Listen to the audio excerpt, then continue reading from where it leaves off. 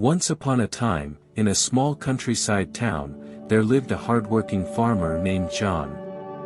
He had recently purchased an old farmhouse that was in dire need of restoration. Determined to bring the old house back to its former glory, John decided to hire an experienced foreign handyman, Eric, to help him with the renovations.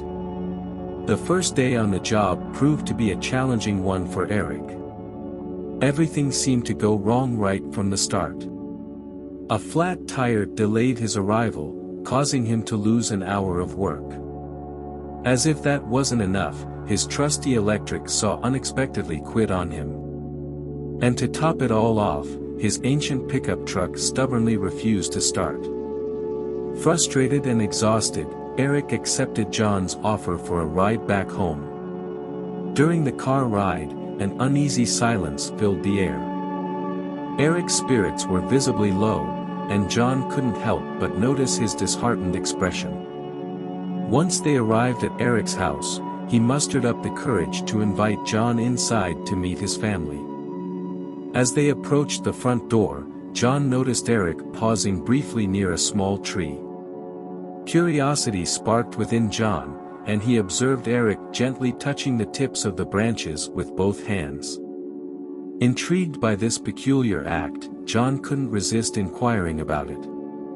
With a warm smile, Eric explained, "Oh, that's my trouble tree." He went on to share his philosophy about troubles and their place in his life.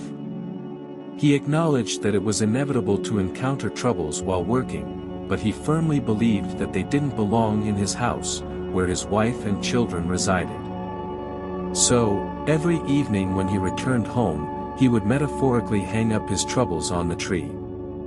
Eric continued, revealing the surprising outcome of this daily ritual. "In the morning, when I come out to pick up my troubles again, there aren't nearly as many as I remember hanging up the night before." He chuckled, hinting at the therapeutic effect his trouble tree had on his mindset. Deeply moved by Eric's wisdom, John realized the importance of separating personal and professional life.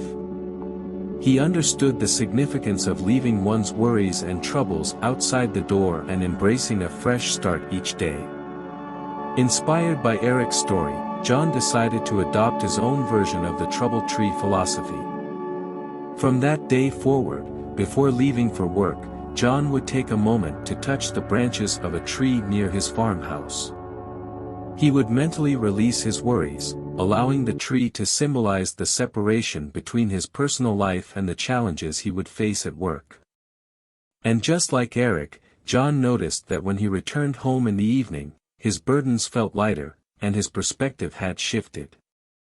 With the passage of time, John's farmhouse underwent a remarkable transformation. As the house regained its former beauty, so did John's outlook on life. He learned to navigate the ups and downs, finding solace in the act of hanging up his troubles on the tree and embracing a fresh start each day.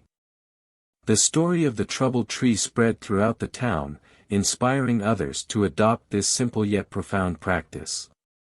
The people learned that by creating boundaries between their personal and professional lives, they could cultivate peace of mind, strengthen their relationships, and approach their work with renewed energy. And so, the troubled tree became a symbol of resilience, reminding everyone that it is within their power to leave their troubles behind, embrace each day with a clear mind, and create a harmonious balance between work and home. Thanks for watching, and don't forget to subscribe.